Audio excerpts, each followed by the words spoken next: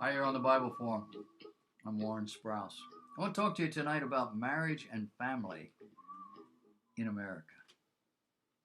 This comes from prophecynewswatch.com. It's originally published at the end of the American Dream. Apparently, that's a website.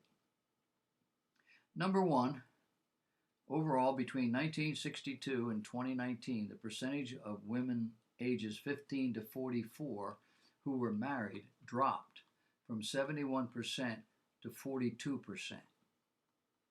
Why?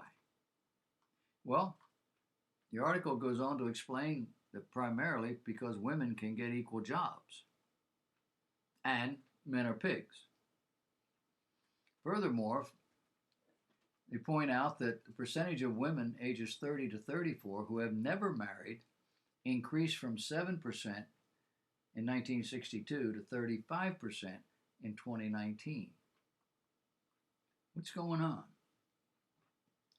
Well, women are learning they don't need a man. If men are going to be next to useless in all the meaningful parts of the relationship. Pollster said we have never seen marriage rates collapse like this ever before, and most of the decline rather, can be attributed to the fact that many young Americans simply do not see any reason to get married anymore. I would add, why should they? They get everything they want without marriage, and they get none of the downside.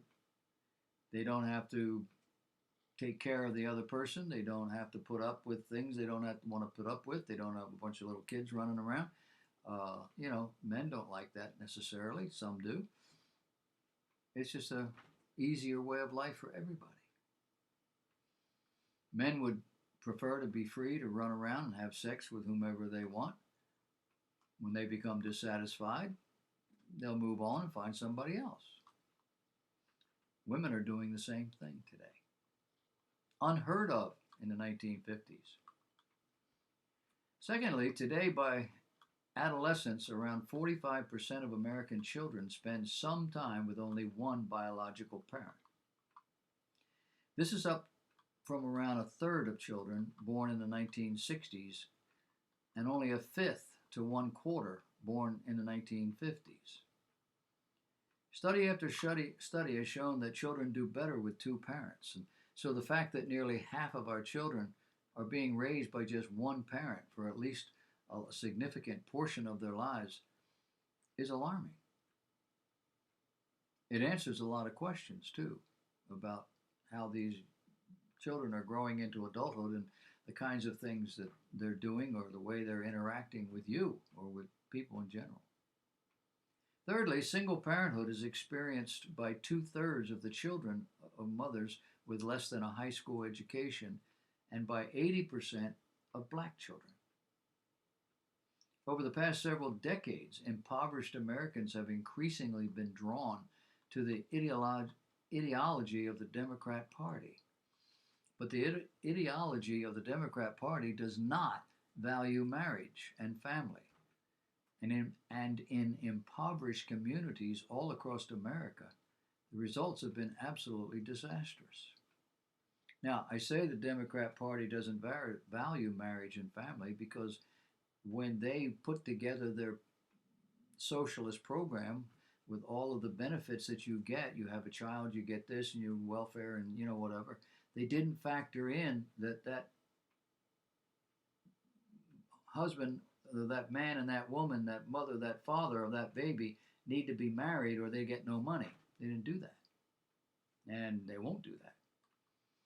And the Republican Party is not a whole lot better.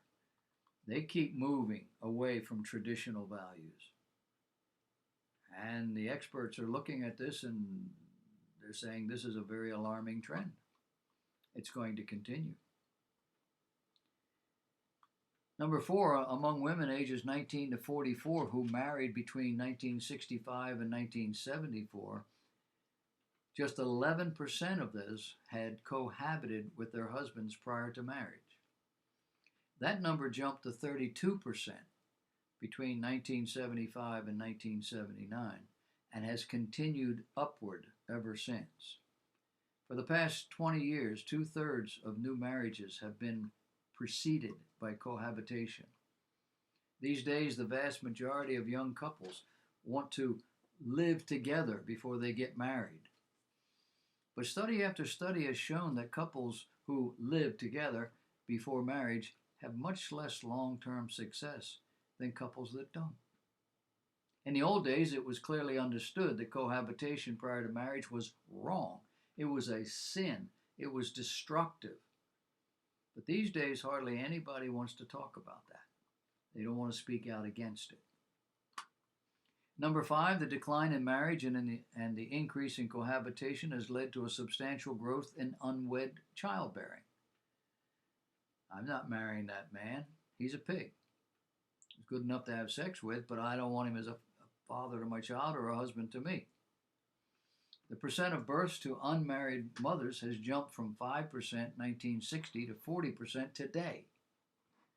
And it's just not the men who are the pigs.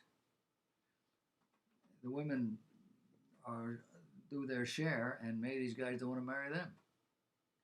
It's hard to believe that things have gotten this bad in my lifetime. How in the world is our society going to be successful when 40% of our children are being born into unstable family situations?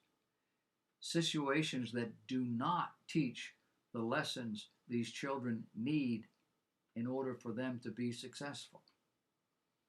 Today, many young men don't feel any responsibility for the children they've sired, something that has to change if we're going to have any hope of turning our country in the right direction socially, morally.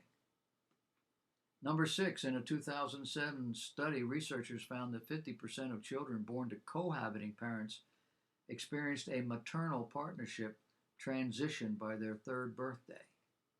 Maternal partnership transition. It's a fancy phrase to describe a breakup, compared to just 13% of children in married parent type families.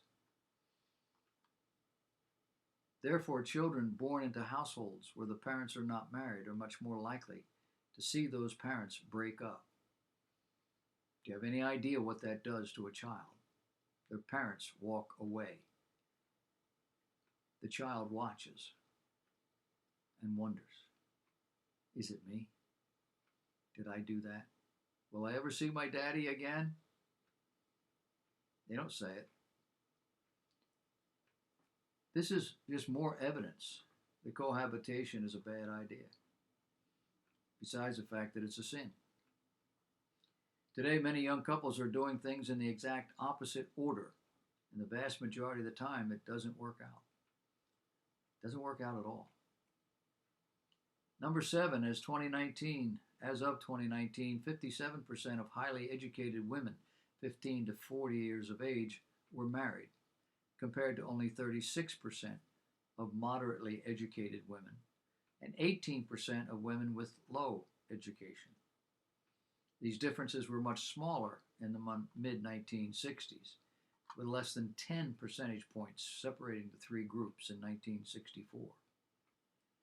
Numbers for men are similar, but once again, the numbers for men are not included in the report. Does not having money make both men and women less desirable to potential marriage partners? What is the problem? Number 8, 2/3 of the births, 65%, among women with low education occur outside of marriage. That's as of 2018. Along with half, 52% of births to moderately educated women.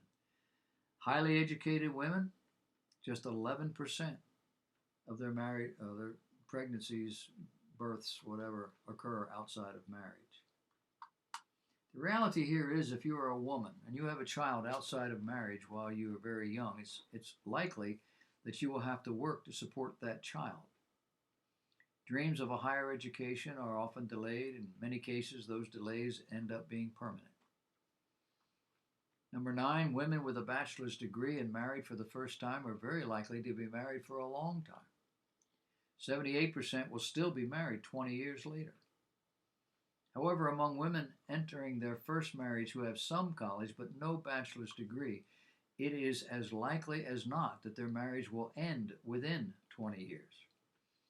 Among women with no more than a high school diploma, just 40% will still be in their first marriage after 20 years. The United States has one of the highest divorce rates in the entire world, and things are especially bad in the impoverished communities. Why is that? Well, simply because we can, and we can do it easily. Because we have abandoned God's Word, and we no longer think in terms of commitment. The result, vast numbers of children in our impoverished communities live in broken homes. And those that come from broken homes tend to be much more likely to gravitate toward crime, drugs, and violence, statistically. The bottom line is that if we want to fix America, we have to fix our families. Now, in this report, the authors concluded a remarkable quote from Princeton University sociologist Sarah McClanahan.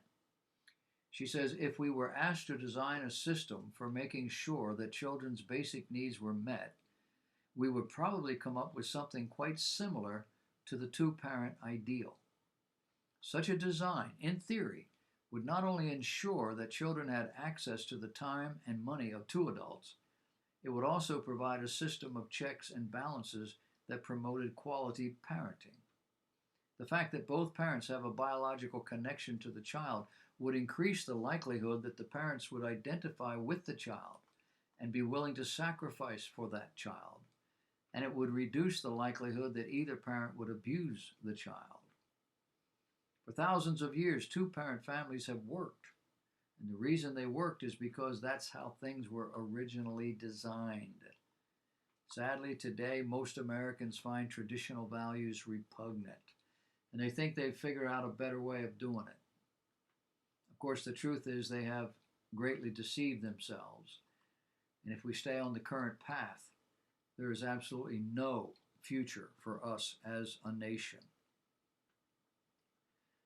This was originally published as something called End of the American Dream.